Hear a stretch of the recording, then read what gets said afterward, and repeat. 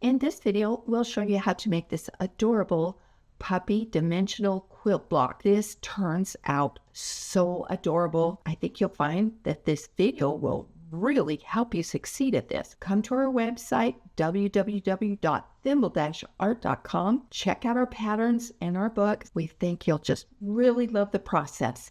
Thanks for watching. To make the puppy, follow the kitty pattern. So how you're going to paper piece the body and make the dimensional pieces pretty much the same. The head is different, and of course the ears and tail are different. But what I want to show you in this video is how to customize. Perhaps your puppy at home has particular spotting that you want to copy. So you can mark any kind of spot you want on your pattern. Put two pieces of fabric that you want the color of the spot to be, right sides together, sew that edge, and then when you've got your block, you're just going to slide that fabric in there to about where I want that spot to be. And then I'm going to sew on the outside solid line, cut on the dash line, and then it will have this little spot on there that I can hand tack down. I'm going to do the same thing on the head.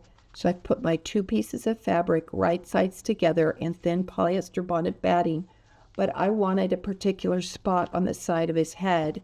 So I've pre-made this, sewing a 1/4 inch seam and turning it right side out, and I'm just going to put it in between the two layers of fabric, and then when I sew around, he's going to have a spot in that corner. So we'll show you what this cute puppy looks like when he's kind of customized. Here they're finished. You can choose, different colored tails, paws. You can put the spot anywhere you want. Maybe it's on this forepaw or over one eye, part of the muzzle. Just have fun with where you choose your little spots to give them character. And of course, this one was sewn into the seam, so there's a lot you can do with these techniques.